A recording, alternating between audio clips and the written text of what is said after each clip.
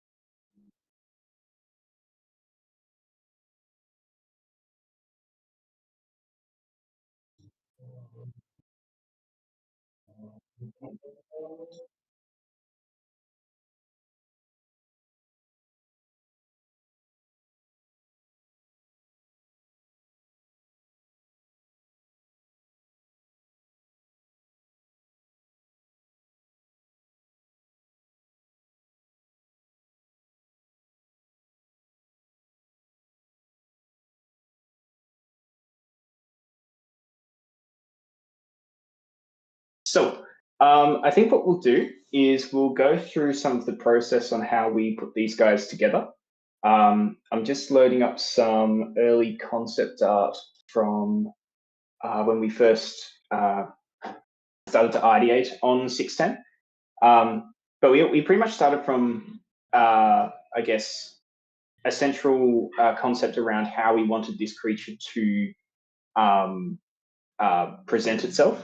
So obviously 610, if you read up on the law, it's a skin disease. But we wanted to do something a little bit more different with that. We wanted to push it so that we could get that we could really lean into that sense of body horror in a way that's a little bit more unsettling, and in a way that gives us a little bit more freedom with how we present the creatures. A sort of guiding principle that we wanted was to really exaggerate and change the silhouette based on where you view these creatures, because of course in the environment of Antarctica you have quite you have an obscured view, right? You can't really see too far, and you can't really discern a lot of the shapes from a distance. And so we wanted to really kind of make things appear as if they're different and have a lot more variety to them. And so we had a few different techniques to do that. But just pull up. Yeah, let's see some of that great early concept art. This Here was we really go. exciting. We were developing this over a year ago, I believe. Oh yeah, Is that right, Kyle? yeah. It was ages ago. I think it was when we still had the project called Pandemic. So there may be some watermarks and things that I pull up that are a little bit outdated. I am very excited. I've seen a lot of the concept art. I was always like, oh man, maybe I should leak it. Maybe I should put it on socials or put just try and redact it. But I'm sure that, I would have gotten my head bitten off for that. And violated my confidentiality agreement. But I am glad that we can actually show you guys some of the artwork, some of the 3D modeling, because 610 definitely provided a huge challenge, but the team rose up to give the ultimate thing game experience that is not officially the thing. Okay, here we go. Dun, dun, dun. Okay. Do let me know if you guys can see that. My internet is a little bit touch and go, so I can if see it it. screws up a little bit. Ooh. Right, I'll jump to that in a sec. So when we first started, we had a few different ideas floating around. We wanted to do something very similar to the thing, because of course that was the main inspiration for this entire map. So we first started with some explorations of different amalgamations of the body, ways that we could push the anatomy together with other people, other forms, and create some really interesting silhouette versions. And so this was an extremely early piece. This was a really interesting one. We kind of looked at making something that was a bit more consolidated, like a little less random. This was an interesting take. We ended up going in a different direction just because from a distance, a creature like this would appear too, it might become too easy to tell that it's a duplicate of its original self. because we wanted to have that modularity, you know? So we steered away from this kind of appearance, but this was an interesting take. And this is before we took the direction of making everything bright red, which I'll speak to in a sec. We also played with some other more twisted versions, ways that we could really push into that body horror in different formats.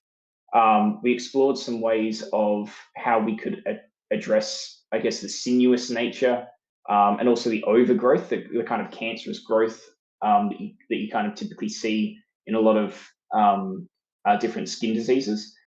Of course, like always, we tried to play with some trypophobia and things like that, but ultimately, again, this would be a little bit tricky to pull off with the effect that we wanted to achieve. So we kept going. In the end, we started to land on something that was pretty close to what we ended up with. We liked the idea of having this amalgamation of different pieces and body parts, these kind of twisted tendrils and things. In the end, this felt a little bit too alien, though. We were kind of stepping into the territory of just straight up, I guess, too alien-esque. You know, we were sort of leaning too much towards the alien aspect of the thing. But the red coloration was something that we sort of settled on, because in the article it's typically described as being a beige color, but in one of the addendums to, I think it's addendum 4, maybe, I could be wrong, but there is mention of a red variant of 610. And this variant is typically used to feed the rest of it. It kind of farms, the beige version sort of farms the red version off of corpses or living people that it captures. And so we thought that this might be an interesting way to twist this SCP a little bit for our own spin, because if this creature is in the Antarctic, it's in an extremely cold environment, and so how could it typically function, right? We were kind of looking at biologically, maybe this thing absorbs people into itself and then carries them around as a literal like mobile food source for the red version, which coats its surface, keeping the beige version inside warm, and also feeding that, so that it's kind of like a really sick symbiotic relationship between these different versions. But the red version also works really well for our branding, and also for the rest of the size, the other hybrids that we create as well. And so we decided to push forward with that. Oh my We went in God! some What really is this? interesting directions. So this is a really early one. I think this is one of the first versions that we went with. This was very experimental. It was a lot of fun. But this was before we decided to go with something a bit amorphous and a bit more modular. So we didn't end up using this design, which is a shame, because it's quite fun. But It's gorgeous. It has Thanks, man. very much a very like Last of Us meets Avatar vibe. It's like I've never seen anything like it. Yeah, I mean, it's really interesting. It's really compelling, and I think that maybe, who knows, maybe in future we'll revisit something like this. We might be able to push this into something else that we do. But yeah, this was a sort of more interesting take. This was really playing on the idea of the skin, kind of expanding out, cracking, twisting into various almost fins, I suppose. So yeah, this would have been cool. But once again, all of these creatures are very distinct. It would be quite difficult to play with the silhouette from different angles. It would still read as the same creature. And since we only had the bandwidth to output 2 main variants, we had to go with something different, which led us to this one. So this one is the version that we ended up going with. So in the end, I actually don't know. I actually sat down. It was quite late, and I just kind of started sketching out this idea of I had this idea in my head of using different creatures from inside of Antarctica, specifically like the leopard seal. I kind of just wanted to do something with the fauna that's in the space itself. So I started sketching out this piece of this guy's arm, and then I kind of just kept playing with the silhouette. And in the end, it sort of morphed into this quite sickening design of all these just bodies just piled in, congealed up. Something that sort of helped this idea was a discussion I had with the game director, Trey Bishop. We had this kind of idea that it wasn't going to have a singular head. It was going to have multiple areas that we could potentially see as a central head. And so that kind of informed this quite a bit. I know I've got this central one here, but the premise was to have more than one head around the body so that there wasn't a clear weak spot. So once I knocked out that, I started playing with some different versions, just smaller, more simplistic, a little bit more complicated. In the end, we didn't end up going with all of these. We wanted to pare it down a bit more. So we combined a few of the features from this one and mainly this one. And then, of course, we had this guy as well. There were some design constraints that we had to work around, though. So things like the legs. So animation-wise, we couldn't do additional limbs and things kind of poking off the support, just because that would mess too much with the rigging. But yeah, we had this another kind of idea that sprung about, which was how this thing would actually hunt. And so we had this discussion a while ago about how maybe this thing connects all of the nervous systems from all of its prey. It ends up with this almost hive mind within itself. Yeah. And it extends I remember being a part of that discussion. Yeah.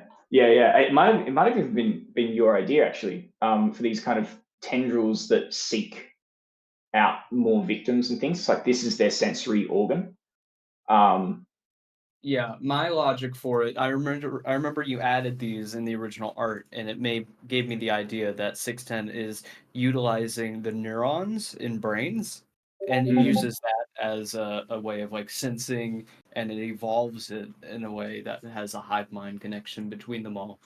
And that's why it's black and it's different, it's glowy. Super cool. cool. Yeah. And we went with some other cool things too. So like you'll notice here, I've got this naming convention, this kind of biblical naming convention. I sort of did this out of just trying to find some cool names for these different designs. But ironically, because of the direction we took with the GOC, this ended up becoming quite a pertinent and surprisingly apt naming system for these kind of creatures.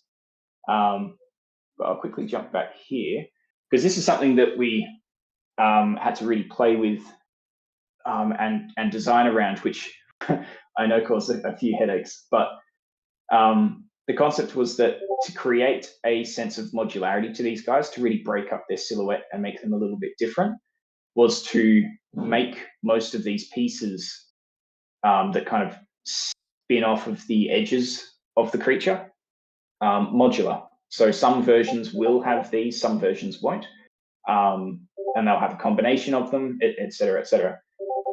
We also broke out the different parts of these creatures that were made from Antarctic fauna. So that's the penguins and the friggin', what are they called? Seals. The leopard seals. That's it. So we've also separated those out so that in the event that we want to use these guys elsewhere, we can, and it will, we could replace these with other creatures or animals, and it would still make sense. So, yeah, I think that was a pretty cool way to take it. We did have to make another design change as well. It's a little bit hard to notice, but in this version, we've got all of these deep, dark cavities all throughout this guy's flesh.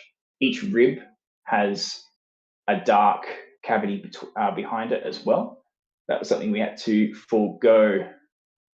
We had to smooth all of that out into just a like a coating of skin over the top of everything, just to simplify the amount of topology. Yeah. Because if we have too much, then it becomes pretty impossible to. Well, I mean, it'll brick your computer once it comes on screen. So yeah, but once we had these designs and this was all knocked out and shaved off the pieces that we weren't going to move forward with, I sent these through over to, at the time, Sterling and Jared Krzyzewski, who modeled this one, and Sterling had the honor of working on this guy. A little bit tricky because this guy had some additional elements from this one, but I think they did absolutely fantastic. So I think I'll pass it over to Sterling now, and he can kind of walk through a little bit of his process. So could we say that, like, effectively all of Happy Feet was consumed by SCP-610, the entire cast in our universe? Oh, yeah. Yeah. There were actually a lot of little details that Kyle snuck into pictures and maps around, showcasing that the researchers actually knew of penguin colonies nearby. And I believe there's even a picture of them with the colonies. Is that true, Kyle? I think so, yeah. I'm pretty sure. Was that used? I can't yes, remember. It was. Yes, yeah? I think it's in the building where you find Marcus.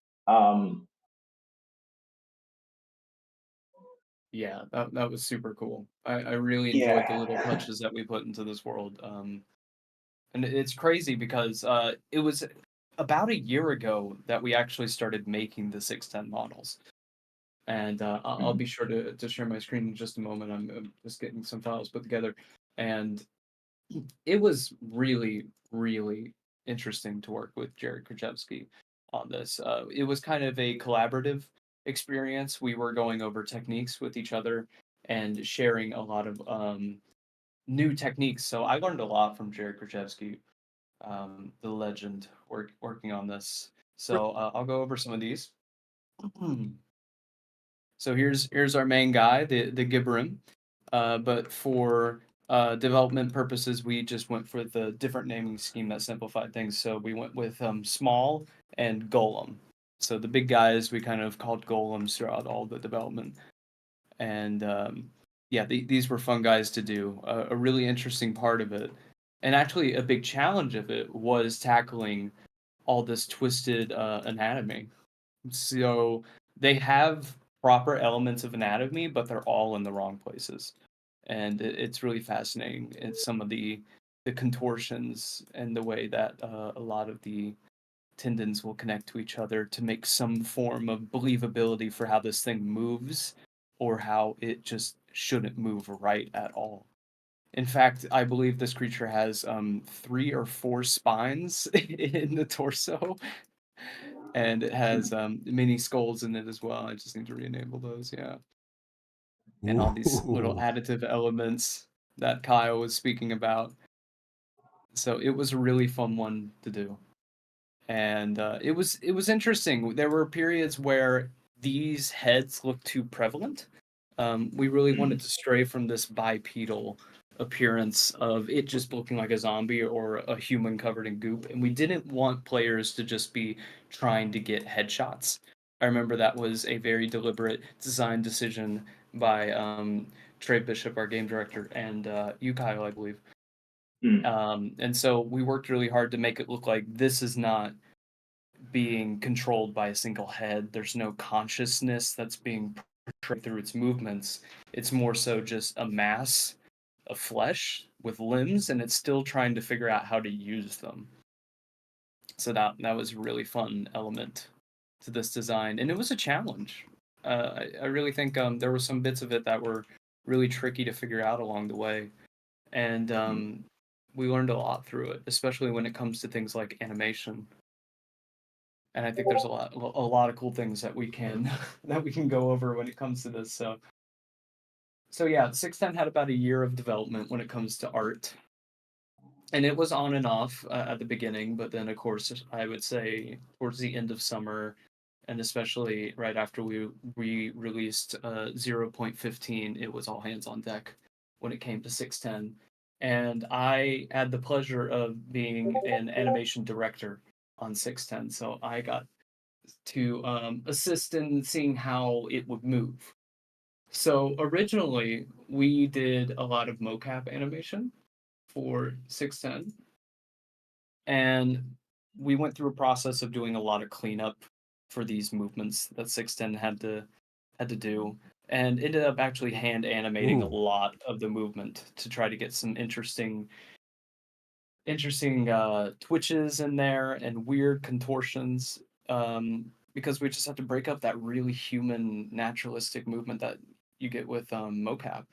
But we had some really great creature mocap artists in the mocap suit, the mocap actors, and it was really cool, kind of building the personality of 610 off of their work. It was really interesting because I remember actually doing blockouts of 610 with really basic animations. It looked like something out of Minecraft, and that was actually our prototype. I don't have a lot of footage of it, but if I can dig a little farther, I can find it. Isaac, did you have something? Oh yes, from Bobcat Power has a question. When you're doing 3D work for your 3D workflow, what is your 3D workflow when you're doing organic material? Okay. Organic material is really fun because there's a lot of different ways you can tackle it. But the main thing that I utilize is sculpting. So I will start with a very simple form, and it can be just a sphere, or it can be a crochet of a human, and I will start sculpting onto it and making all the forms, and starting with a basic block out of silhouette, and then working into secondary details, which is things like building out the anatomy, and then finally I'm adding in all these really tiny details that are scattered about and just making a mess. And then after that, it goes into a process which I actually did for I had the pleasure of doing for Jared Krzyzewski's work here. Let me get those pulled up. For those of you who don't know, Jared Krzyzewski is a really experienced 3D. Well, he's just a really talented artist who's had his role in a whole number of I will on the YouTube stream. You can see it briefly. He did Kong X Godzilla, Godzilla versus Kong, Guardians of the Galaxy 3, Renfield, Avatar, The Way of Water, Dungeons and Dragons, Transformers: Rise of the Beasts, Antlers. He just has an incredible portfolio of some amazing movie designs, and he was even generous enough to actually host a movie night where he suggested a few monster movies. So it's amazing that we can finally unveil what his work, what he helped Affray build, this wonderful monstrosity that everyone seems to be enjoying. Yeah, Jared's the best. He's super cool. And I had the pleasure of doing the retopology work for his golem. Now, he was responsible for all the high poly and the sculpting, but I tackled all of the texturing and the retopology, which is essentially the next step after you sculpt.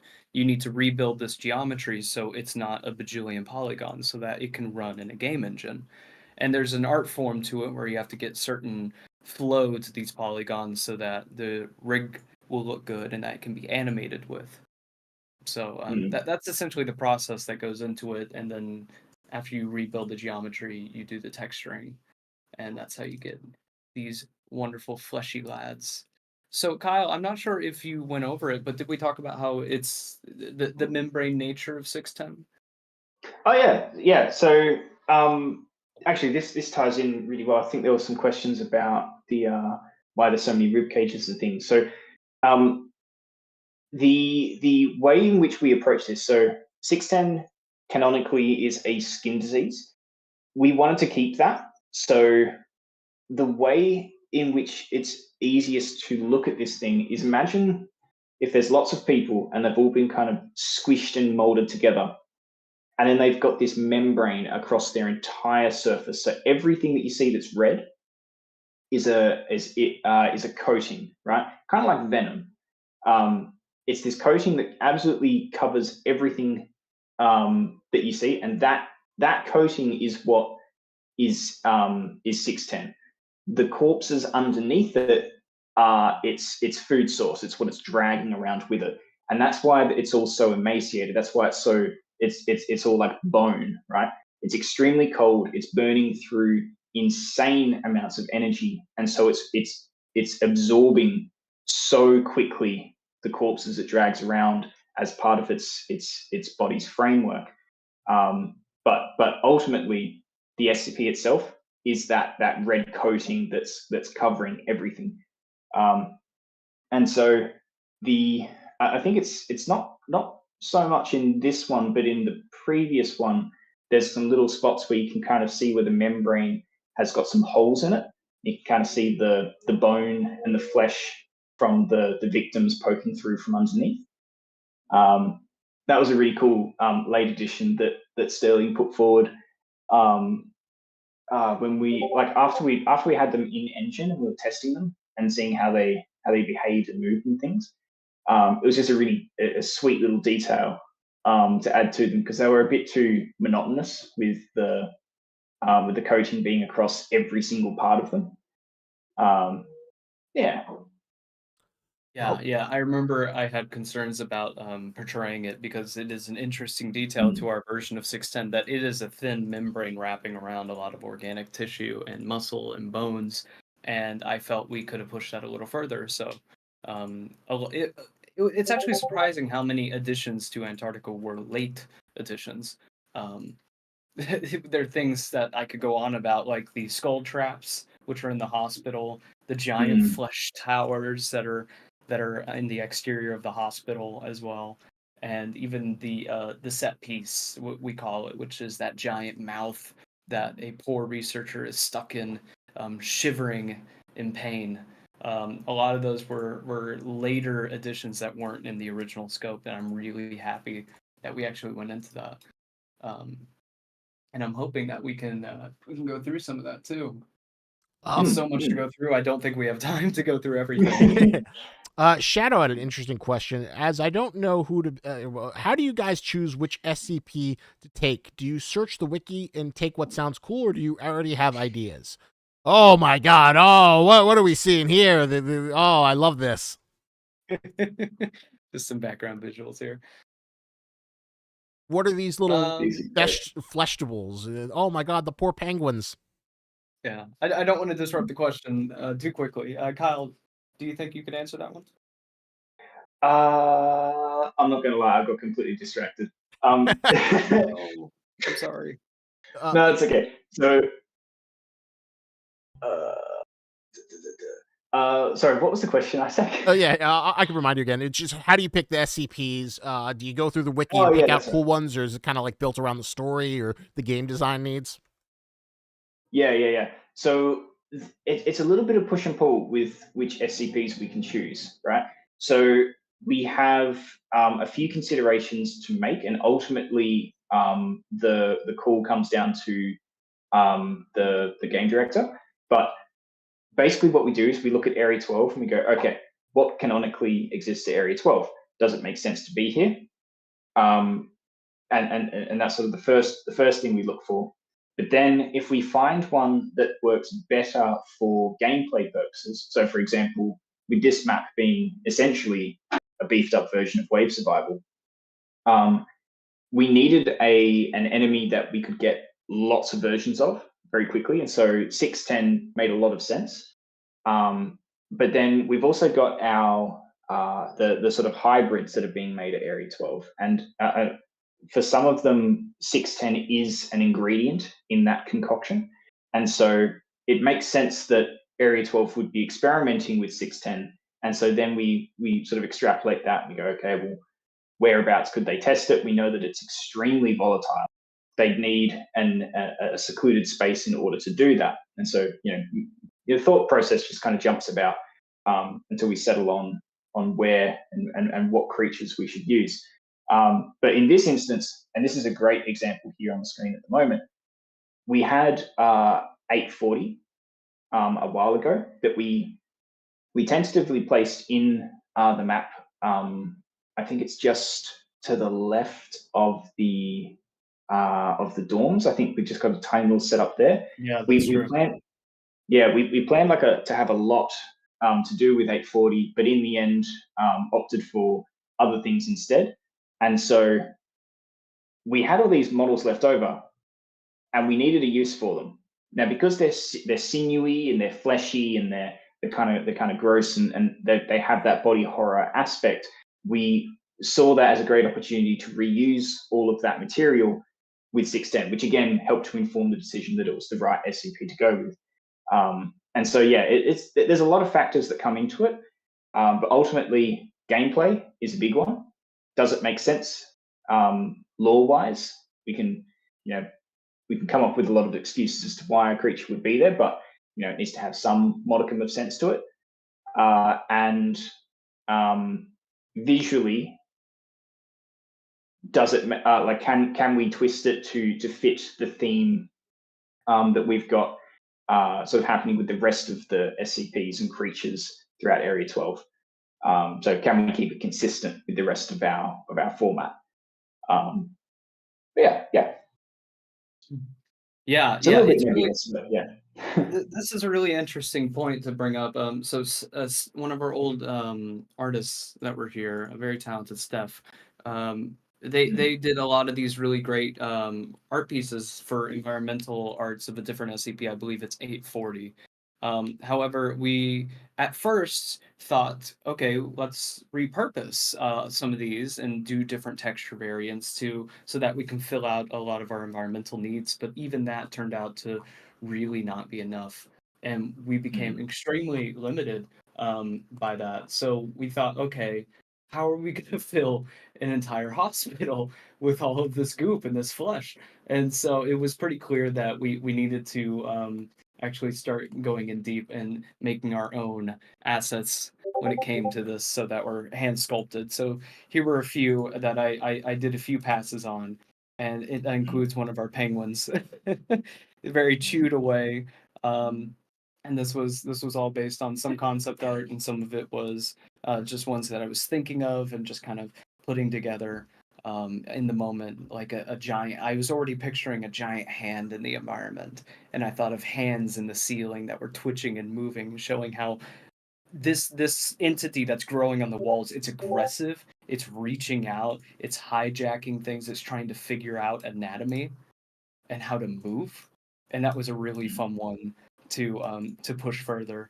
And so along with that, we also did a lot of material development. So these are a lot of the materials that you see on the walls in the hospital. So it's actually 3 different layers of severity of the flesh growth. So we have like the heaviest kind of flesh, and then a medium where it's kind of webbed out, and then just really light veins where it's growing onto a surface and starting to infect it. And then we had decal work. And these I'm really happy with because they look great in engine.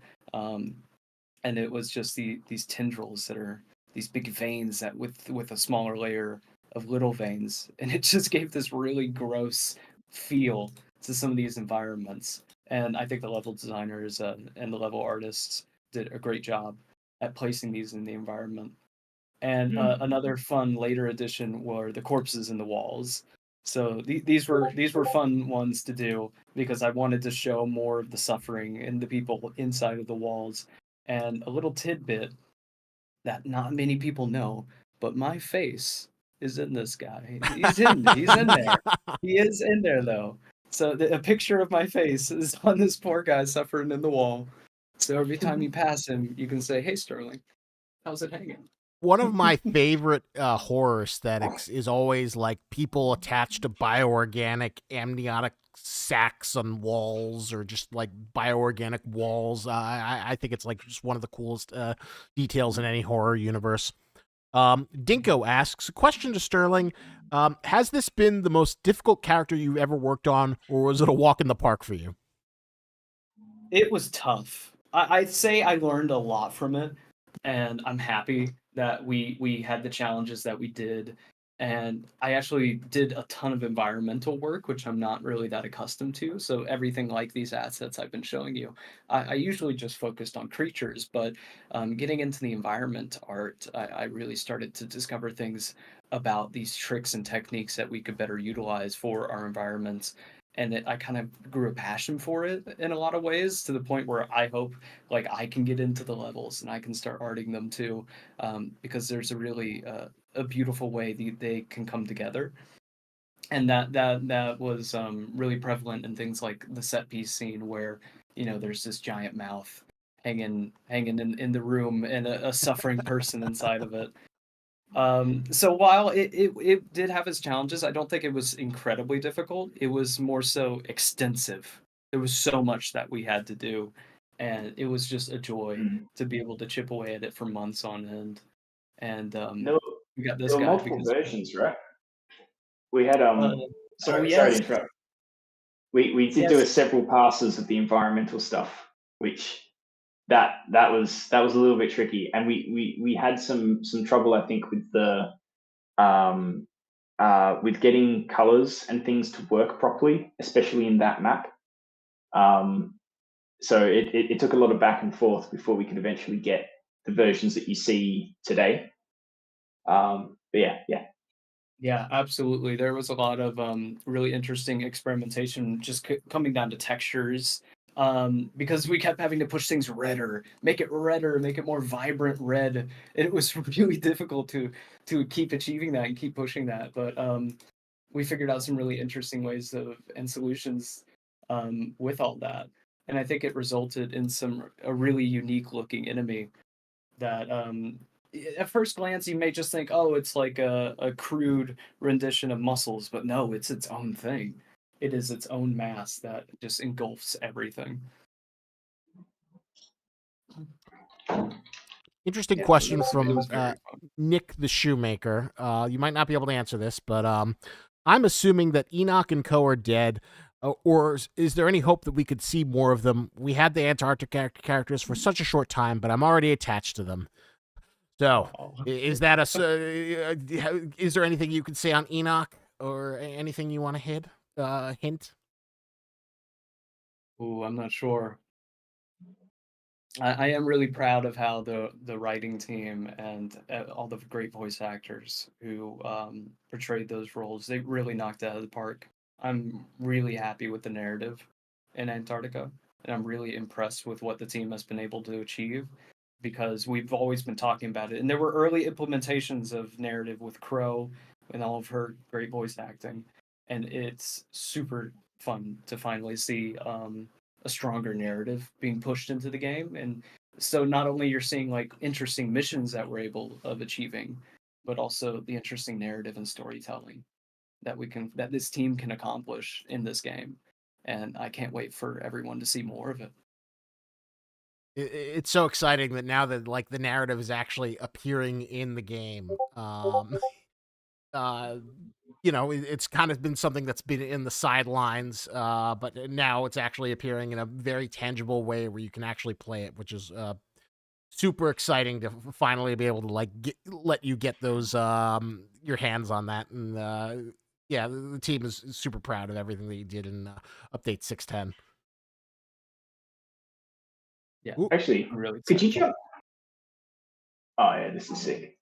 Yeah. So this was really late in Antarctica's development, and I took inspiration for this guy from a lot of Dead Space, the Dead Space remake, a lot of their artwork, and I just loved it all. So I thought it'd be fun to have these splitting skulls. So those were the idea of this was born for me, but I think it evolved into a really cool, um, probably what a lot of y'all would consider an annoying threat, but it's threatening. You gotta admit. Yeah, it's also a really good reference to that one bloke in the thing that his head like splits Absolutely. open sideways. Yeah, there was a lot of referencing the thing, especially the usage of tentacles and things like our marketing. So I was responsible for any of the cinematic marketing that we did. So all of the not in-engine animations, and utilizing whippy tentacles and things was really fun in that nature, because we do a lot of tentacle stuff in game, but it's mostly done by our wonderful programmers. The artists never touched it. They utilized maybe a material that I made, However, all of those crazy tentacles that you're seeing from the spires floating into the air or from the enemies being shot at you, that's all on the programmers. And it's really cool to see those kind of additives to these creatures come in so late and unexpectedly. Oh yeah. Actually, can you jump back to the one with the hearts? Oh yeah, yeah. Hey Kyle, you want to show more concept art for some of these like evolutions of Ground Zero? Ah, Things like yes, that? yes. Yeah, I'll because pull that's a some of that cool up one. too. I've Yeah, also got some other shots of just general environment stuff too, including the penguins. So I'll grab that as well. Ooh, Okay. deformed penguins. I loved. Well, it's sad because penguins are such cute creatures. I think it really gets that a horror. Like, oh my God, what inhuman creature could do it to a poor penguin? All they want to do is just march and be on parade. I want to answer this one question in the chat while Kyle's getting ready. It says, "How did you guys come up with all those beautiful, almost cinematic environment models for all the 610 people in the hospital?" That was interesting. This was around the time that I was making the burnt corpses for the garage fight. If you recall from 0.15, there are all these burnt corpses littered about, and those were actually repurposed into burning zombies as well. And around this time, I was thinking of more ways to just knock out these kind of suffering people. And so this was a really quick and dirty job that we did. I did it in probably a day or so, just because we were kind of crunching a little bit, not necessarily in the generic video game dev term. It meant so that I was trying to knock out as many environmental assets as I could in a short amount of time, so that the level designers could get them implemented, just working within a schedule.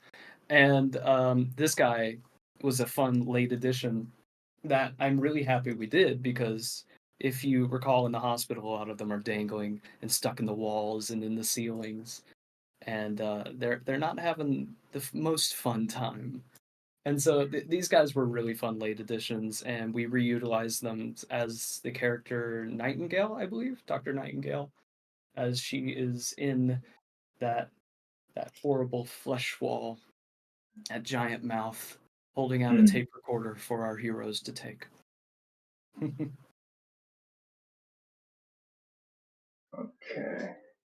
My internet is not letting me download some of these off our drive, which is a little bit annoying. But I do have some, so that is something. All Let's right.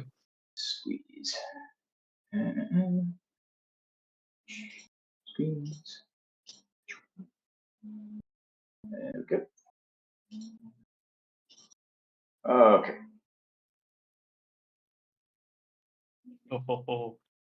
Oh man, these were fairly late Jump in back a little bit. game. Yeah. Oh Okay, my God. So we have this is an early mood piece by David Chakra, who is a fantastic artist. He's just put most of his work up for Antarctica up on his art station, which is awesome. So if you want to take some time out to look with a bit more leisure, you certainly can. But here, this was really, I think, an important piece that he put together. It really showcases how we wanted that subsurface to react throughout the hospital. So you'll probably notice a lot of these columns and things do have that applied to them, which is pretty sick. But this was a really, really cool shot, because this showcased how we could use the columns in different directions to create sightline blockage, to break up the format of the space and how you have to move through it, and also what kind of assets we were looking at needing. We would need things for the walls, which ties into how Sterling was making those textures and things that could be painted throughout the environments, to corner pieces and all such, which is great. The good old penguin. So you can see just how much skill Sterling's got from what he ended up with, coming from essentially just this sketch, which is pretty insane when you really think about it. It's absolutely fantastic. He even, if you look in the final models, you'll notice that he even got little hair cards and hair tufts which just really added a whole extra level of detail to these guys, which was pretty sick. A bit more of a breakdown. This is again by David, just sketching out how these various pieces would be used. So generally, when we make a modular kit like this for the game, we have to consider all the different scenarios in which we would need elements to be placed. So any classic doorways, elbow joints can be used on floors or ceilings or corners. We also have direct corner pieces. We also typically do outside corner pieces too, just so that we give full liberty to the level designers to be able to place any assets like this that they need wherever they see fit. And a lot of this comes down to, I guess, what Sterling was putting out too, because as much as we have all of these pieces, there are certain scenarios where they become so repetitive, like in the hospital, that you need to have extra stuff to break it up. So things like the hand, the big giant hand thing that that Sterling was showing earlier, stuff like that becomes really important to really break it up. So patient zero's room, or I guess where it all sort of started, there was a few different iterations of this. First, we were considering having it a little bit different, and I actually think I do have in David's work here. Yeah, so this I believe was the first piece that we explored. We wanted to have this almost like a hive, with all these horrible growths that are making all this horrible sound, almost like tortured bagpipes, like screams, sort of contorting and really just making the whole space feel incredibly unsettling. We wanted it to be quite dark, and we figured that it might be cool to frame everything around an operating table. So patient zero, the specimen that kind of ignited all of this growth, we figured might be a cool this would be a cool place to sort of showcase where it all came from, everything kind of extending out from this central corpse. This ended up a little bit too ambitious for what we wanted, so we jumped back to we didn't get to it wasn't too bad. We fleshed out the space. Sterling made assets and things for the original patient zero, but once we sort of got into the area, it didn't hold up the sort of sense of grandeur that we really wanted to convey. So sketched out another version.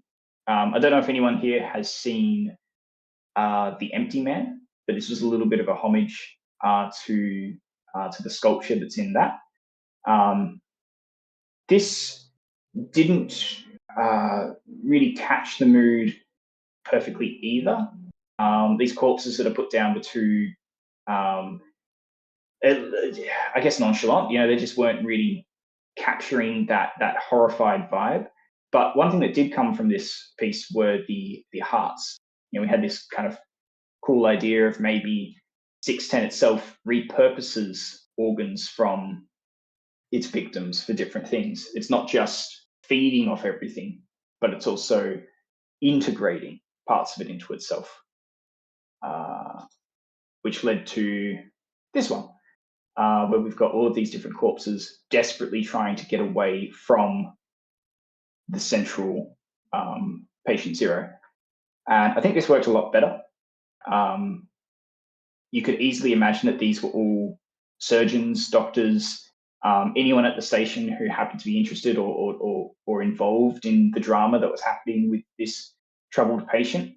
And then, of course, when that event, when 610 kind of matured, began, you can kind of see that everyone was just dragged into it. And this sort of showcases the aftermath of what sort of went wrong there. And then, of course, loved because I have this one. When I saw it. Yeah. So this one's kind of cool. This was very late in development.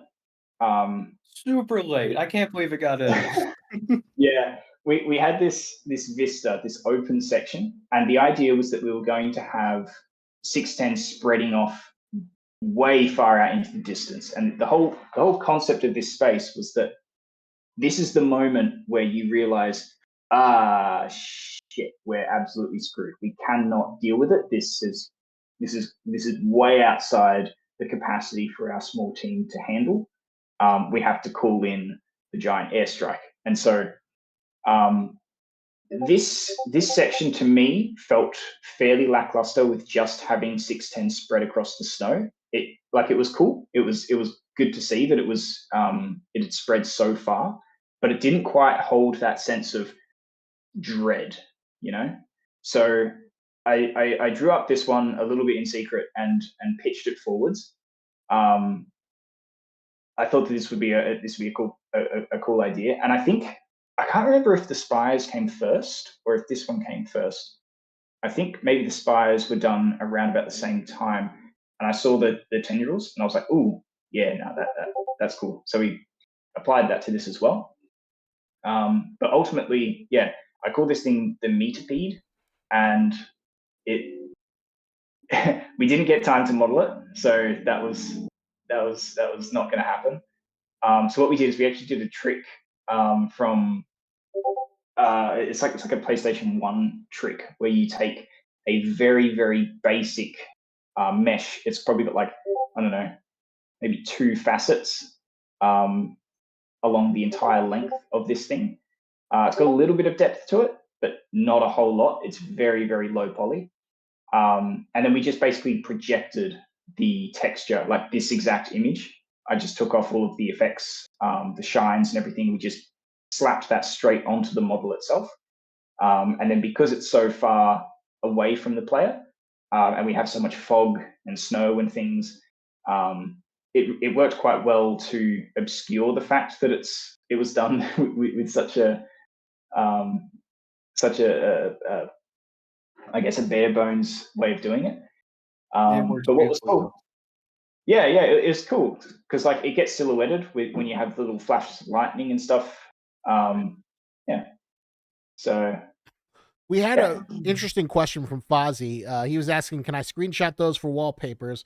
And the dev team should make 5K wallpapers and put it on Wallpaper Engine. So, Kyle, what do you think the chances are that we would potentially get to see some of this artwork as wallpapers? There's a fair chance. Myself and a fair few members of the team are heading out, Sterling included. We're heading out to GDC in San Francisco. So I might have to wait until I'm back after that, and I can get everything sort of popped in together, and that will be sweet. But yeah, I think we can probably do that. There you go. It might be able to get some wallpapers in the future. Bishop is here in the chat, so if you want those wallpapers, tell Bishop we want wallpapers. But oh my god, this is just an amazing. So I think what's really impressive is that like you weren't just designing 610, you were doing all this environmental pieces to make the incredible hospital.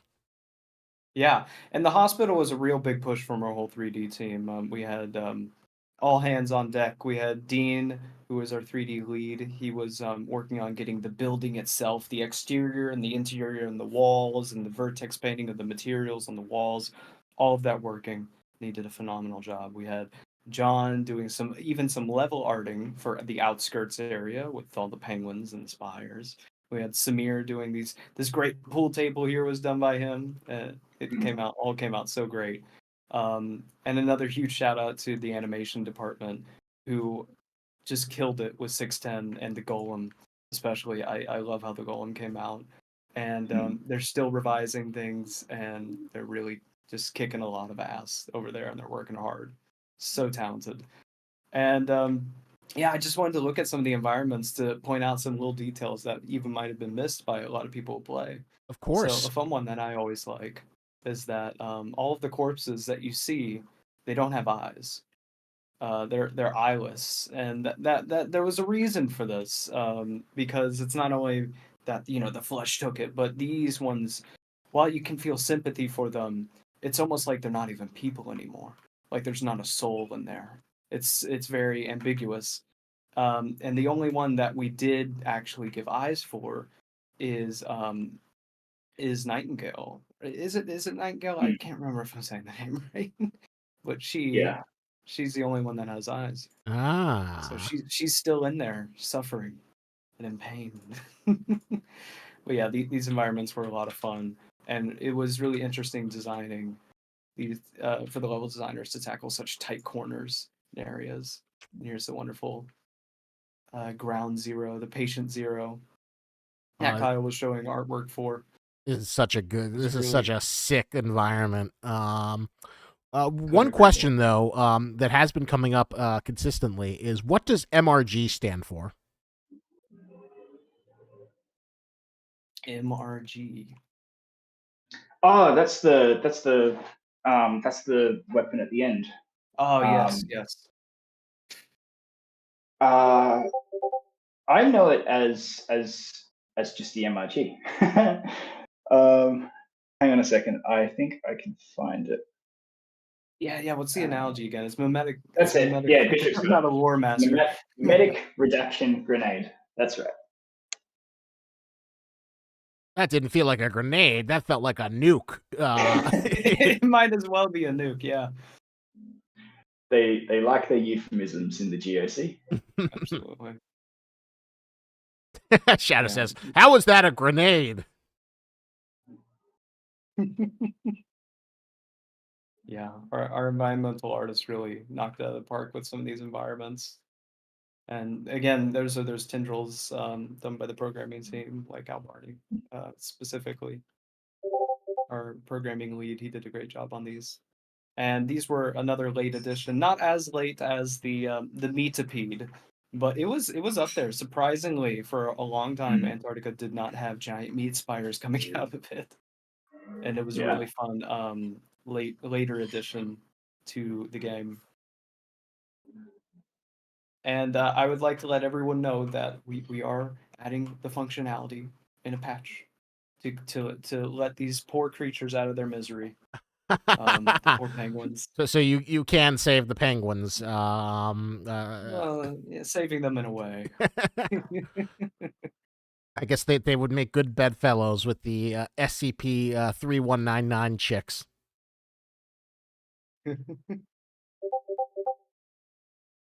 Yeah, it's going to be pretty cool. I can attest to the how satisfying it's going to be when you can finally take them out, because the animations that Sterling's been doing for them is they're perfect. Yeah, you guys are going to love them.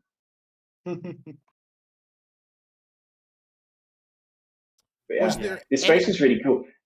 Oops, sorry. Oh, sorry. No, keep going. I was just going to say, it was really cool working on this space. It's really interesting, and we did have a lot of trouble with the appearance of the snow. I remember when we were getting the spires to sort of like the before and after, where they're not there and then they are, and there's all this debris and snow and rubble from where they burst out of the ground. We had a lot of trouble trying to get the coloration of the snow to work, because this map has some difficulties and challenges to work around with the lighting. So, believe it or not, most of the snow that you see has emissive applied to it to certain degrees to try and keep everything consistent with the brightness level. Because everything's so dark, it's quite difficult to simulate the blizzard in the way that we wanted it to look. And so, yeah, we went through a lot of trouble to try and make it work as best we could, and I think it worked out pretty well. But yeah, Bishop's got some of the early concept art for the spires. It's pretty awesome. Yeah, This was super cool seeing awesome. them, and they were meant to be bursting from underneath the ground to show. This explains why 610 is always bursting out of the snow, is because they're right below your feet. Yeah, it's subterranean. Yeah. Ooh. A lot of really cool ideas just came from evolving just one simple concept for an SCP and some inspirations from film and other media. I think that's one of the most exciting things about, working with SCP on this game.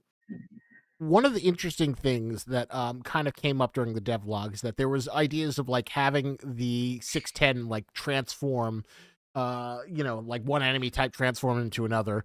But that proved to be a little too technically challenging. What was the sort of artistry that was kind of used to kind of create that effect for players? So, are you speaking about the cut ideas, or what was implemented? I guess what was implemented in the sort of final, when you were kind of like prototyping 610. Okay, so yeah, actually there are some interesting things. Originally we wanted 610 to not always be hidden. We were experimenting with the idea of 610 being kind of always in the distance or kind of frozen in hibernation. And you would see them with their claws into the snow and they're frozen. And when they would be awoken or triggered by either the players alerting them somehow, or the 610's hive mind spreading and waking up to your presence, they would all wake up from the snow and then shake it off and come to life. And these were ultimately not really used, and those kind of animations that we did for them were actually repurposed into things like the golem's ground attack, where it stabs into the ground and will shoot out these tendrils from its back. That was a repurposed one. So it's very interesting how a lot of the animations and intended behaviors can evolve through not only just programming getting their hands on all these assets and making it into an enemy, but also balancing and considering what's the best and most fun for gameplay. And so we experimented also with the idea of 610 facading as a researcher in the distance, and even did simple animations where their idling looked more like a human, more like they were waving to you from the distance. And it was really creepy. But we didn't have many places where it could be fully utilized, so it wasn't really a huge focus. But it was still a really fun concept. And I believe, Trey, are you okay if I speak about the splitting idea, or do you want me to keep that one? I got to get the game director's permission if I'm going to talk about it. That's a no. Okay. Not everything can be declassified. Oh, Oh, all right. Oh, we you got want to Trey come in up? here? All right. I'm Let's getting let Trey in here. We're getting you up here, Trey. Okay. Typing was hard right now. Okay. Yeah, you can. Well, do you mind if I answer this the splitting thing? I can Of talk about it a course. little bit. So there was this really cool thing we wanted to do with the golem, that I brought to the programming team, but it was one of those things where, like, so unfortunately iteration usually happens throughout development, but because we're like going update to update and we only have like 3 to 4 months to put out an update, because if we don't, you guys get ravenous and start trying to murder our Discord channels. We only have so much time to fit things in, and the sad part is whenever I say, oh my gosh, because we're developing this thing, this would be amazing. One of those ideas was the golem.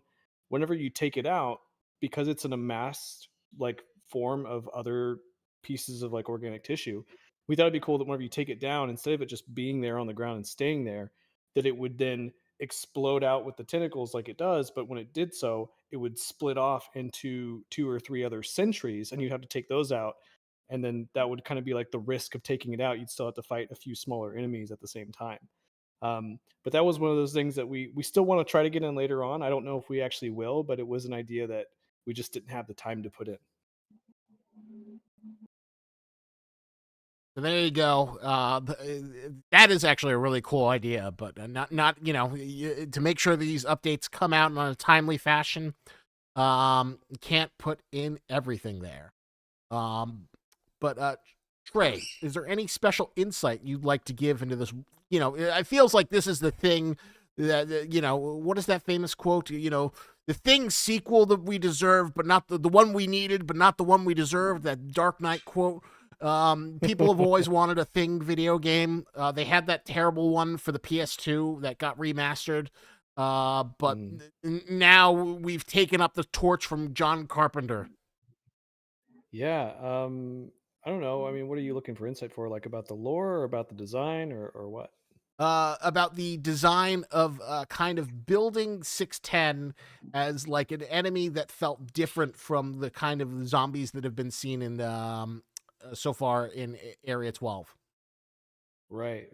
Okay. I guess I could speak a little bit to that, but I'll let Kyle also comment as well. But to do so, I'm gonna drop an image in the chat in case people haven't seen it. I posted it on my socials, but so Kyle and I both worked on 610. He did the final like polished artwork that was ultimately what the final design ended up being that we created in the game. It was beautiful.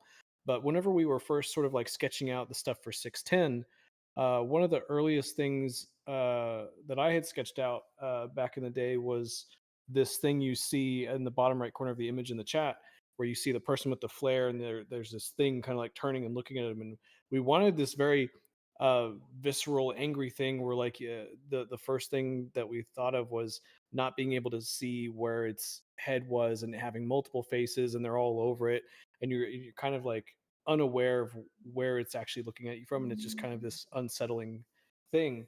And the flares were a really big important part of that element, especially taking reference from the thing. But as we explored more concepts and sketches, you can see there's two on the left, and then there's one that's a little bit smaller of the two that are duplicated, where it's got a bit more of like an exposed organs, decaying, like kind of color palette to it. We can see a lot of other like purples and yellows and everything. We actually pulled away from that really hard because, like it says in the notes there, it felt very zombie-like with that rotting and exposed organ appearance. And we were like, well, the thing we want to try to do with our creatures more and more as we go forward is making sure that we're capturing like the weird qualities that make it an SCP. And it would be really easy to take something like 610 and just make it feel not like too unique from other creatures, especially things like, well, the thing. We didn't want to feel like we were just ripping that off, and so um, what we did with 610 was Kyle did some great research and found out that there's this specific variant of it, and we kind of honed in on that strain of it that is more red, and we liked the idea of treating 610 like it was a sentient organism, like a symbiote, similar to Venom or Carnage. If you want an example of what I Venom. mean, Sorry, yeah. I can't. Whenever someone says Venom, I can't stop thinking of the Eminem song. I don't blame you. But yeah, we thought, okay, what if this thing, like, the reason they're all red is not because they're bloody, it's because this organism is covering and coating everything that it touches and creating this outer membrane, and it's pulling it all together and squeezing it tight. And it's not like it's fusing it together the way that the monster in John Carpenter's The Thing does, but it's holding it all together in this sort of like if you took a vacuum seal bag and filled it with like meat and bones and like constricted it, you'd get this sort of weird wobbly sloshy thing, but you'd be able to sort of hold everything together in that way. And that's also why they move so weird in the game. We didn't want them to have a dedicated head either, that because they don't see like we do. Actually, in the showcase, if you were paying attention to the audio log, there's a GOC guy interviewing a Foundation scientist, and he says they see by sensing higher concepts, much like your Mask of Omphalos. So they sense things around them, similar to the way that the GOC can see memories whenever they're using their mimetic vision.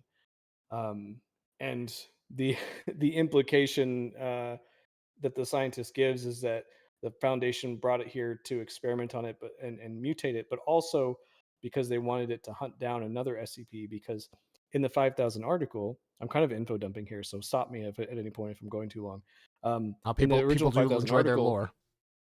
one of the things that the Foundation does, they're not just exterminating humanity and they're not just creating monsters or unleashing them on humanity.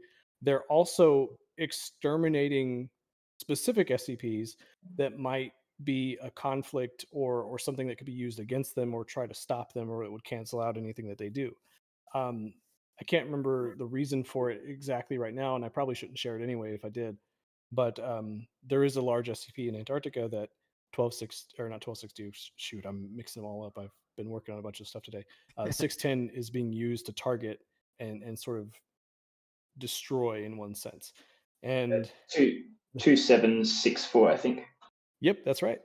Um, and so whenever you're in the hospital and you see that big opening in the hospital wall and you see out there, and there's this big like centipedal thing with teeth, that's that SCP. It's been overtaken. So that combined with like penguin colonies and whales and all the people that have been shipped into this facility by the Foundation, that's where all the biomass is coming from that has allowed 610 to grow this big. And 610 is subterraneous. So those spires that are poking out of the ground are coming from like a huge, like larger network of like a root system or like an ant colony type structure under Antarctica, and it's probably reached out into the ocean who knows how far already, and it's seeking out more consciousness. So it's probably well on its way to the other continents, which is terrifying because that means that even though Ganzir has, done what they've done and tried to take out this space, it may have been in vain.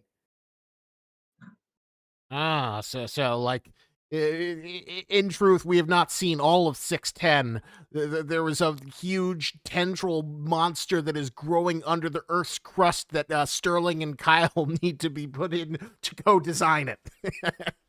Wait, what do I need to make? What? Yeah. Well, here's a fun little hint for you. When we get deeper into the facility, we haven't actually gotten to the labs and the containment areas yet.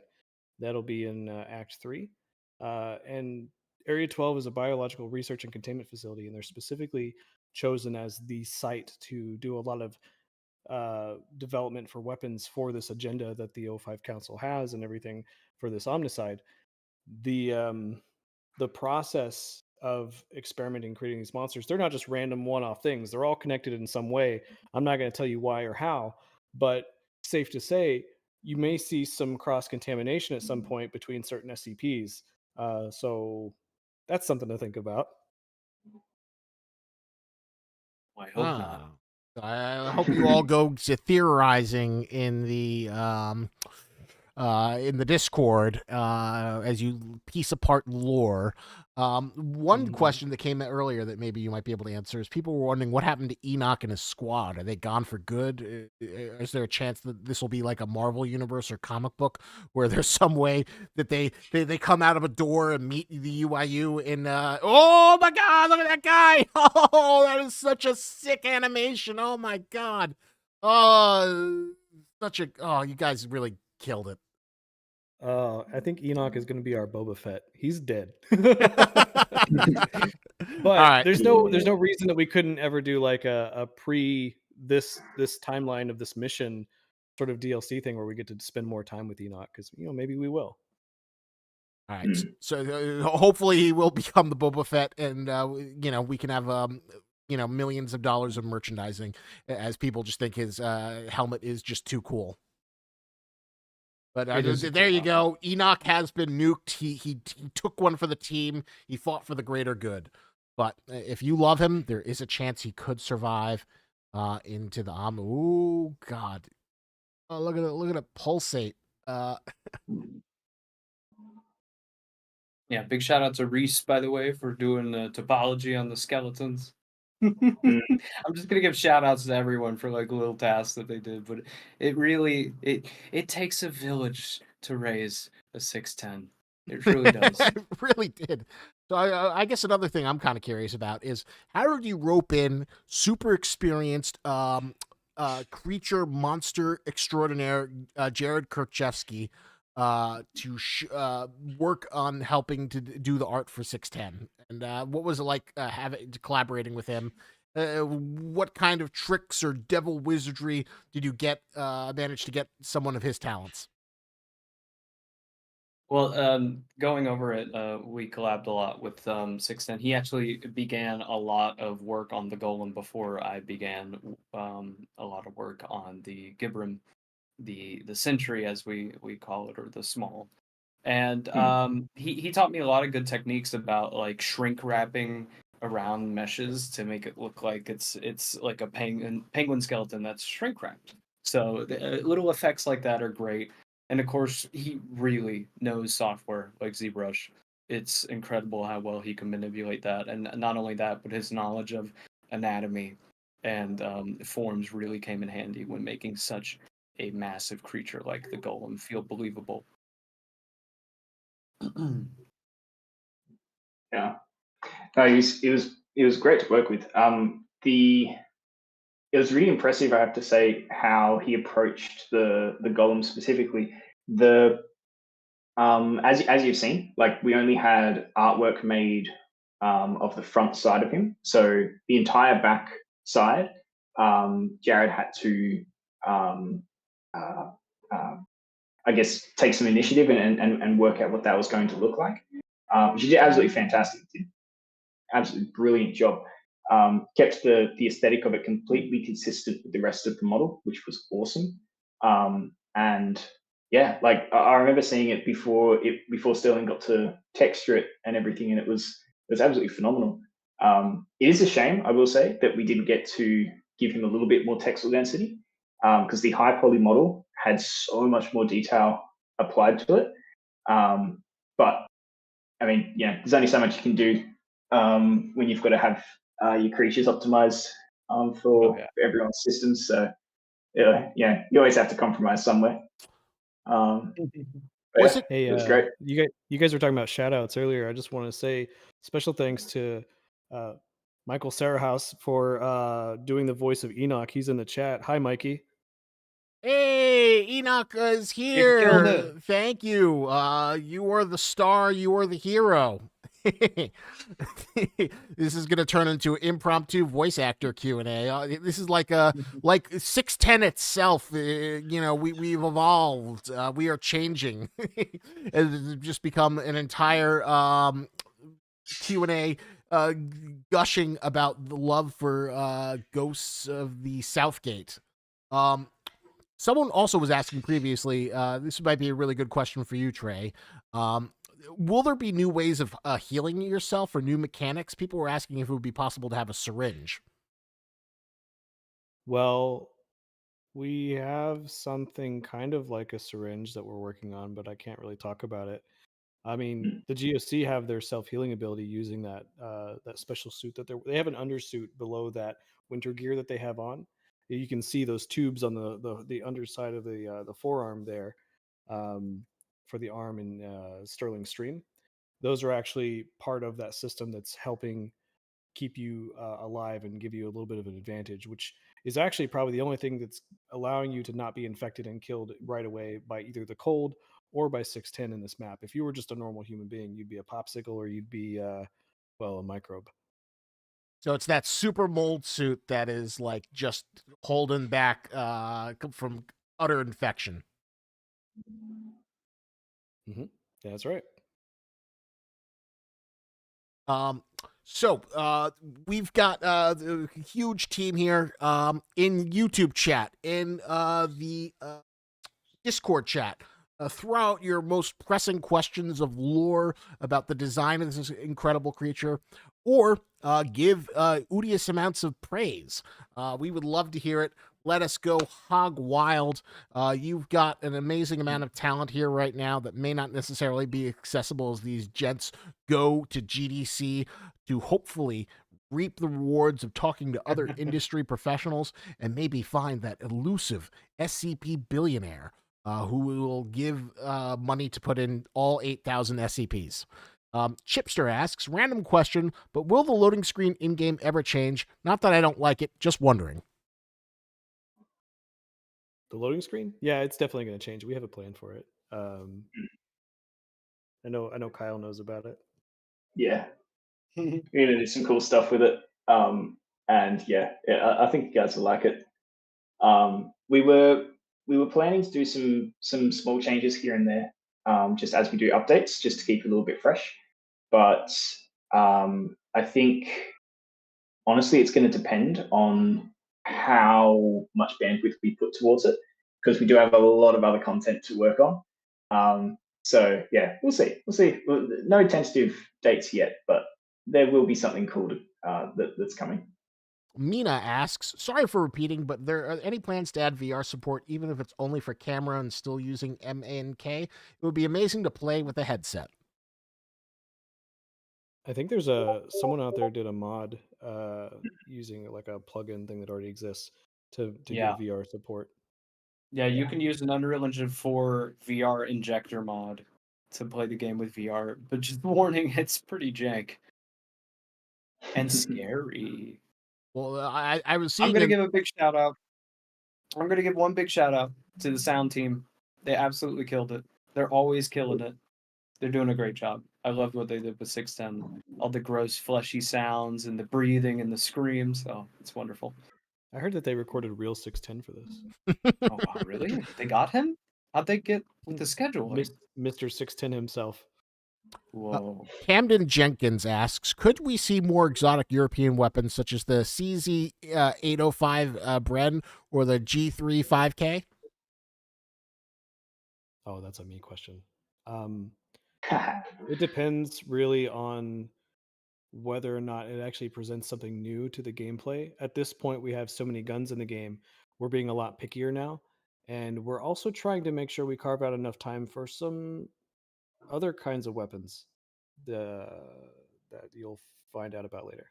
Oh, maybe more meme weapons. When everyone says like mimetic weapons, I just think imagine a grenade that or a gun that shoots pepes at people, or the Rick roll cannon. Shadow asks special lore question. As I've seen more videos on the 5K universe, where is the timeline right now? Shortly after the Foundation, humanity is evil, or more later? The timeline for our game is prior to anyone having knowledge. When Raid on Area 12 begins, nobody knows about the Omnicide or the plans of the Foundation, or that the Foundation is really doing anything. It starts off with the FBI and the UIU thinking that there's a isolated incident and that maybe something has gone wrong, and that either the people in Area 12 need help or whatever, and they assume that the Foundation maybe is not answering them about it because they're kind of embarrassed. They don't really want to ask for help about it, and they want to keep it to themselves and deal with it on their own. And so we go in basically to knock on their door, like a house call, like police do, and then we kind of find out that, oh shit, something's happening. And then as we get trapped in Area 12, more things start to happen, and as it unfolds, things get worse and worse, and we discover the larger plot. And the Antarctica mission is actually meant to be an interlude between some sections of the main campaign, where you are sort of investigating as GOC the intel that you're finding as UIU in Area 12. And this is like a turning point where we're like, oh, okay, it's getting really serious now. And this mission is actually closer towards the end of the game, without spoiling all the the plot revelations for you guys. Um, but there's also a lot of lore stuff that we excluded from this mission that will be in it in 1.0 that you would actually technically discover in this hospital and be like, oh, what does this mean? And I can't tell you what it is. Ooh, I love it. So there is still more lore and content to be coming in the future. Dinko asks, any co-op features that will be implemented in the future, like healing teammates or stuff like that? We actually considered doing like a healing your teammates or teammates kind of mechanic for this mission specifically with the GOC, but it's really complex for surprising reasons, given the way we set everything up. And that's why we opted for just giving the GOC like special self-healing abilities to give them an edge. I don't know if we'll end up doing anything with. We probably won't do like healing your teammates or anything like that, but we are looking at being able to possibly.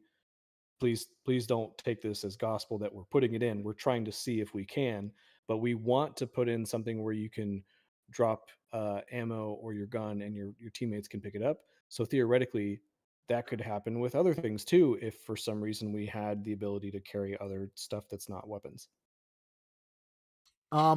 Jacob Nelson asks, are the 610 entities going to be flammable in future updates? It would give more reason to have the flares. I tried using them to burn them, but never was able to get it to work. Would that just like burn everyone's PC to have like flammable? Like, I don't know how you disinfect this right now. So good news, bad news. The good news is, yes, we will, but bad news, yes, we already have. There's a bug right now in this update where for some people, the flares are not setting things on fire or burning them.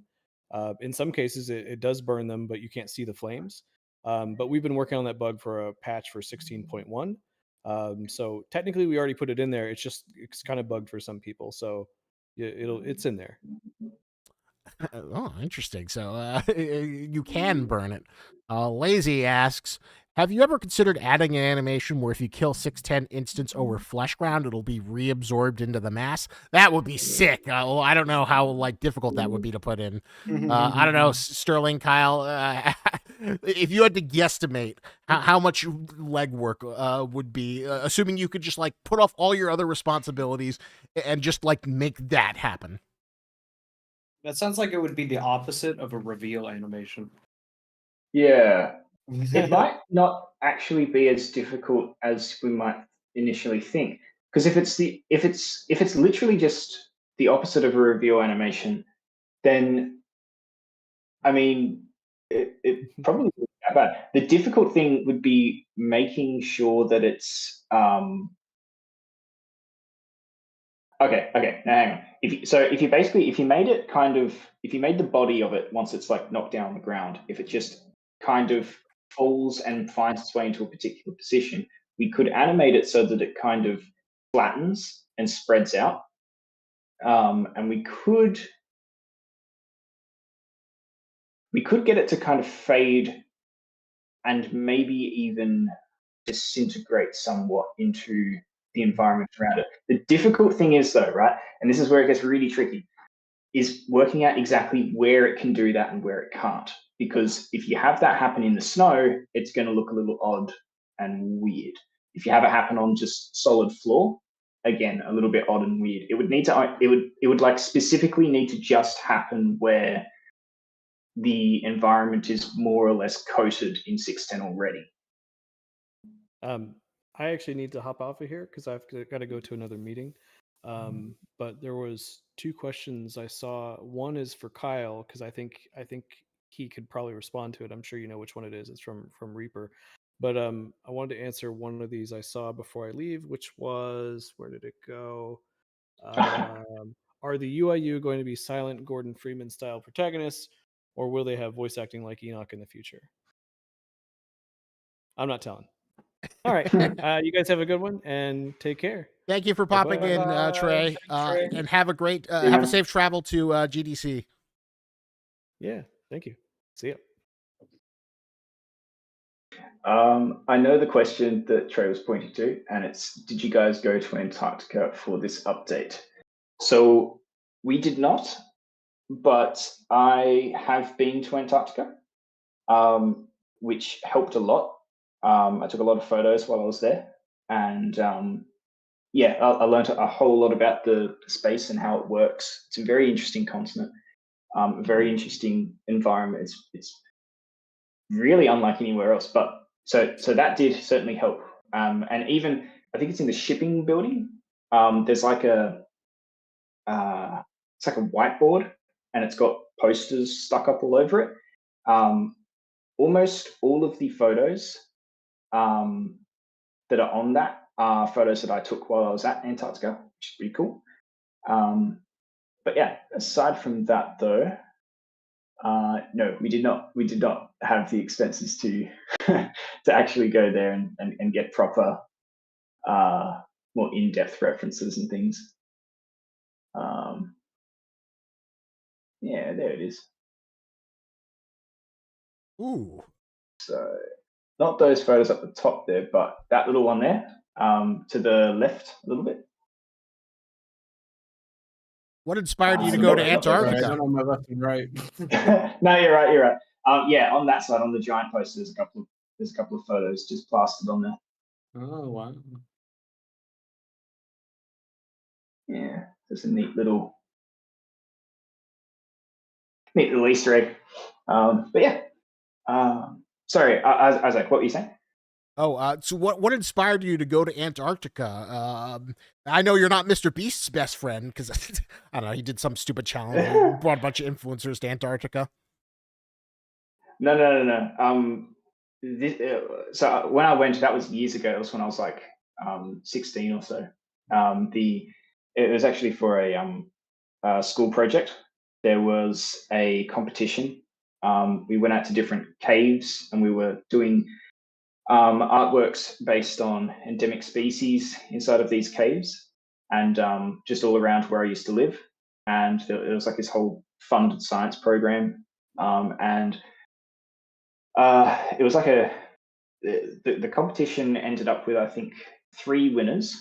And then the sponsors for it, they commissioned me to make a second artwork for them. And as compensation or payment, they sent me on the trip with the winners, which was pretty cool. Oh, So yeah, so not Mr. Beast by any means, but you earned it. yeah. That's very impressive. Well, it was cool, and it's come in useful. It's come in handy for this map in particular. It was quite uncanny. But yeah. Chris Duke asks, incredibly impressed with the latest update. To see how far this game has come since update 013 is incredible. Two question. Are you planning on adding any more weapons to the game? If so, any specifics? Trey mentioned it, but I don't know if he said too much. But there are some interesting firearms coming to the future. Oh yeah, got some really cool weapons that I think you guys are going to really enjoy. But we can't reveal anything yet because it's all still secret stuff. Yeah, I mean, remember how I said that we started working on 610 probably 2 to 1 year ago. A year ago, I was doing the art for it. So just imagine what we've been cooking since then. Oh yeah. So there's even other maybe other cooler stuff in this. See what happens when you let Affray cook, as the children say. They deliver you a 4-course meal. But yeah, the reception of this update's been fantastic. We have been running for an hour and a half. I just want to check in on how you guys are feeling. I know you, Sterling, you live in a time zone where it's going to start getting really late if it isn't already. And I know it's past midnight for me. Kyle, you've got to prep to head to GDC. I guess how much more time would you like before we start wrapping up? Honestly, it's this one will be up to Sterling because I don't want him to be too tired. Yeah, well, I think we can answer a few more questions and then maybe wrap it up. Okay, so maybe 15, 20 minutes, and then we will do our wrap-up. So, lightning round. Come on, let's have it at you. Let's see some questions, and maybe even, I don't know, on YouTube chat if you want to give a super chat to these wonderful gentlemen for their work. All right, so we got Felix has a question. Speaking, last time I played, I could still go get the gun. I dropped on death, but my mags are gone. I haven't played in a while. Is this still the case? Is there a plan to change this, or is that a design choice? Ooh, wrong crowd to ask that question. That would be a better question for programming, likely. It's probably no surprise that our game has a bug here or there, maybe one or two. But of course, that's probably not intended. And if you do report these kind of things to our public Discord bug reporting section, that'll make sure that our QA team and programmers can see it, the rest of the team can see it, and we can investigate it. Soloer, I'm just going to call you Solo Leveling, questions what SCP has taken the most time to develop artistically. Would you say 610 is it, or is there any of the other previous SCPs were kind of bigger hurdles from a art and design standpoint? Ooh. Kyle, what do you think? Do you think it's 610 so far? I mean, I think that depends. In terms of just straight up difficulty, 610's pretty up there. In terms of iteration, probably 1262. Yeah. There's, I mean, the infectors have been a really difficult challenge as well. Just because we never intended for this game to have standard zombies. So finding a way to update those or find a way to change those has also been extremely difficult. It's one of the reasons why 610 was such an attractive SCP to go with. Yeah, I would say it's probably a tie between 1262 and these guys. These guys just on sheer difficulty, and then the 1262 just on how many iterations we've gone through. Yeah. We're always kind of iterating on things from the past because we're getting better. Every year, the whole team improves with either our technical skills or what we can do actually technically in the engine, because we're always building on top of this technology that is running the game. And so our possibilities increase and shift. So we're always going back and reevaluating, okay, what can we change? What can we improve? And do we have the time? Do we have the resources to improve this? So that's always being considered when it comes to things like 1262, and so things that are already implemented can be improved, especially if we think we have the resources and time to do it. But when it comes to the sheer skies, at least for the 3D team, at least for me, since I've been on this project for quite a while, just handling organic things, I do think 610 was a bit of a feat when it came to just the sheer amount of asset and artwork that was done to accomplish it. Um, Totally a Human asks, what was your favorite thing to work on in the entire game the whole time you worked on 5K?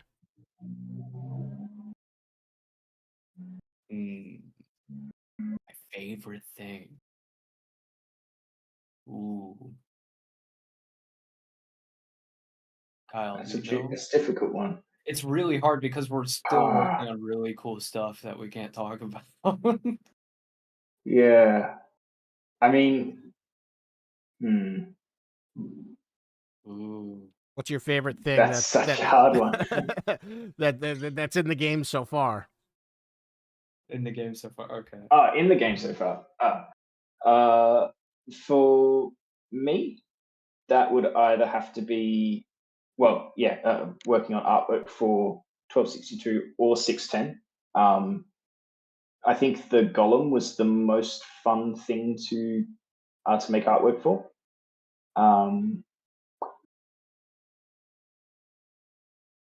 Yeah, yeah, that's a great one. Oh, actually, no. Actually, yeah. Okay, so that, but also the early unused GOC designs. We had some really crazy designs of like what a tactical wizard would look like, and that was a lot of fun.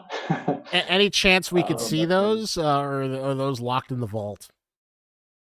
Uh, I'm not. I'm not sure I'll show those ones yet. All right. We'll probably make it like an event for the GOC or something in future. All right.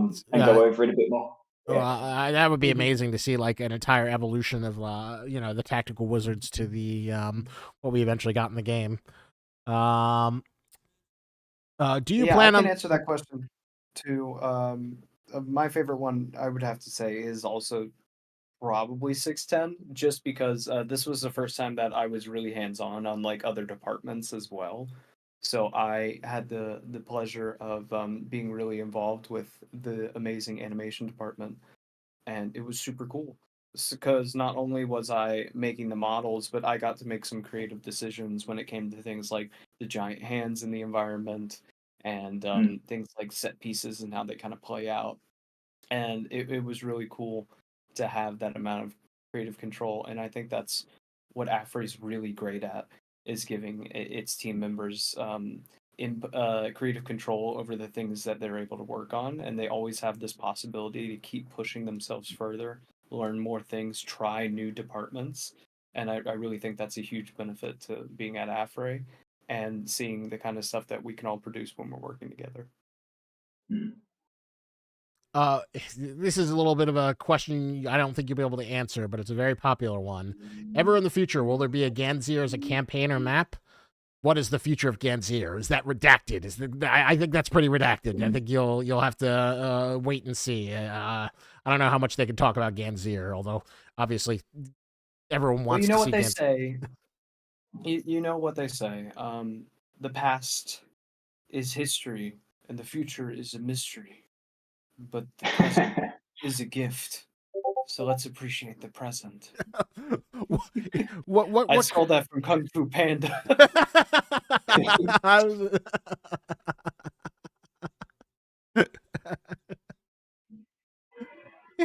Wise words. X Reaper got some designs for the GOC from like a devlog, but oh my, these are some really cool. I hope it would be awesome to see them as like alternative skins in multiplayer, potentially. But you know, it takes a lot of time. Any other questions that I am missing?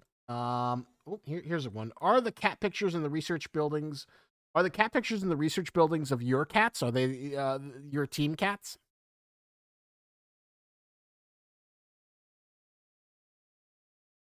Oh, you know it. Yeah, it is. They're definitely, we've reused a lot of photos and things from everyone's pets. We've done that in Area 12 as well, in a few different spots. More or less, they're kind of stand-in, just until we get some different artwork to place there. But I mean, it's also fun. And there was a question that caught my. Oh yes, Solo Leveler asks, question: what happened to the drain feeder? Was it scrapped? Drain feeder. The drain feeder. That's SCP-840. We utilized some of those assets and repurposed them for 610 elements of them. I'm not fully sure what the current status is of 840. That would be a better question for Trey, and unfortunately, he's not here anymore.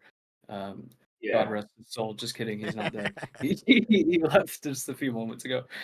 So I don't think we're at liberty to really say certain decisions like that, because it's always shifting and things are always kind of changing. There's a possibility we may. I mean, we've got assets for it. Whether we will use it as an active SCP or not is up.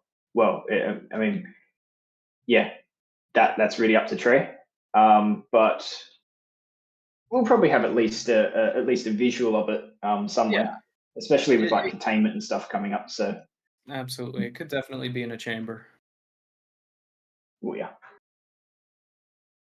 Who do you think would win in a fight, 610 or the plant monster 1264? You can be 610's way faster. And do you think there's any chance we'll see them fight against each other? That would be a battle. Wow. That would be cool. That would be really cool to see visualized. I would like to see 1262 infected by 610. Ooh. That was the next thing I was thinking. Like, see them combine together to form some new super SCP.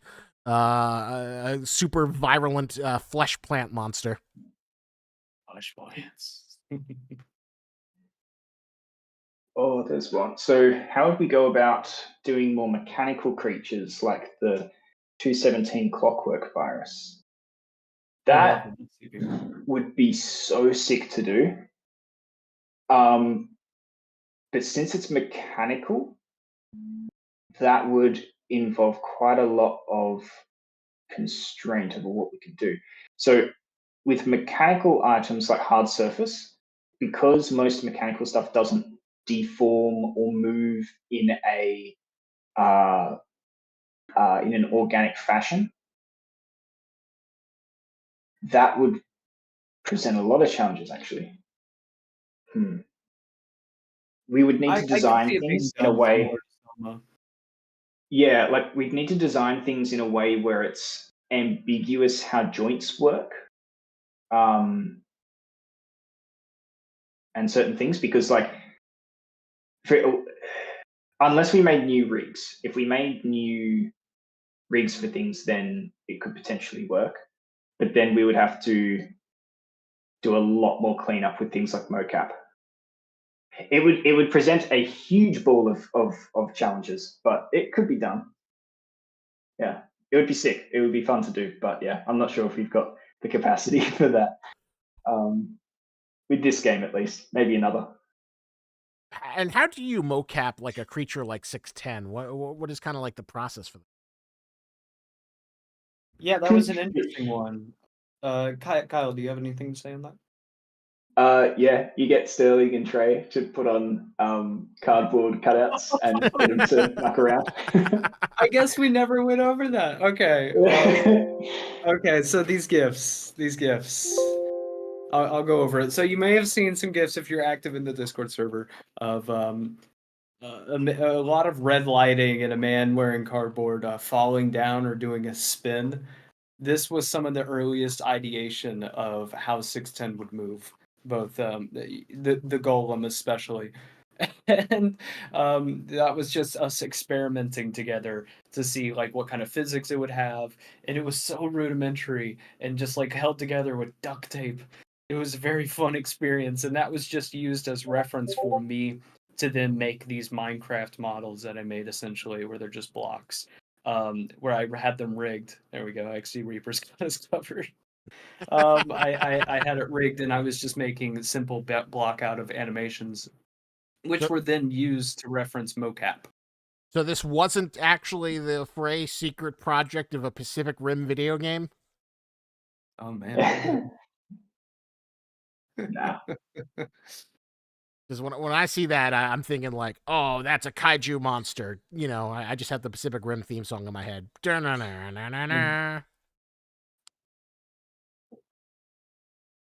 Yeah, so then once we had mocap done, we reference a lot of that, and then we clean it up and we animate on top of it to make it even weirder. So that was the process for a lot of 610. Very impressive. All right, I think it was a good time to wrap things up. We have a lot of great insights, and we got to make sure you guys are well rested for your incredible journey to GDC, where you will be hopefully somehow capture Hideo Kojima and get him to work for Affray, or at the very least, maybe have drinks with him. I always just like to assume that Hideo Kojima is somewhere at GDC. Final thoughts and things you'd like to say to this loving audience before we wrap up? Thank you guys so much for playing and for enjoying 610. It took us a lot of work and a lot of effort, and it's really rewarding to just know that you guys like it, and that you're having fun playing the update. We've been seeing a lot of comments and things and videos people have been uploading, been keeping a lookout, and it's awesome to see such a positive reaction where it really kind of makes all the work worthwhile. Aw, Yeah, thank you. I really want to thank you all for your support on this update. It's been incredible to see. And I just hope it really goes to show like what to expect in the future when it comes to not only our passion and care we give to adapting these SCPs and creatures and anomalies and monsters and putting interesting spins on them that you haven't seen before. But I hope it also shows how hard we are working to make a good game that's worthy of all of y'all's attention and time. So thank you. So thank you so much for hanging out with us. If you didn't get a chance, I know it was a little wonky when I was trying to stream it.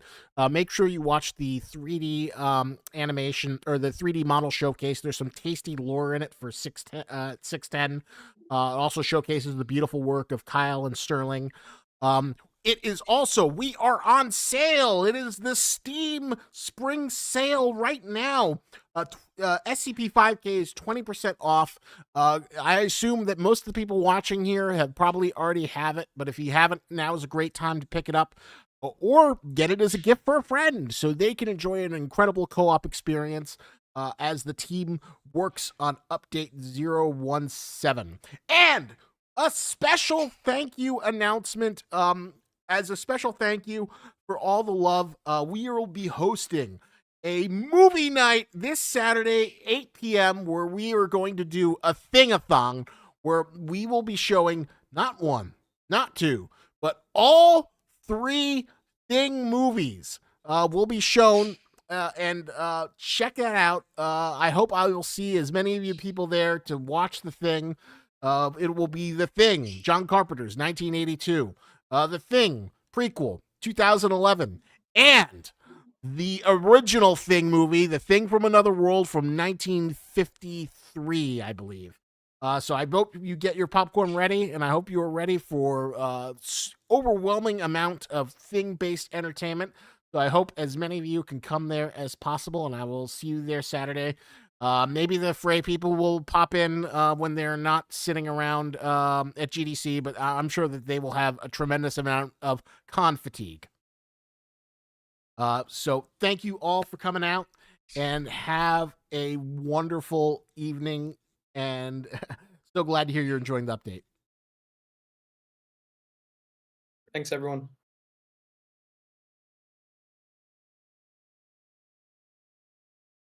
All right, the live stream is over.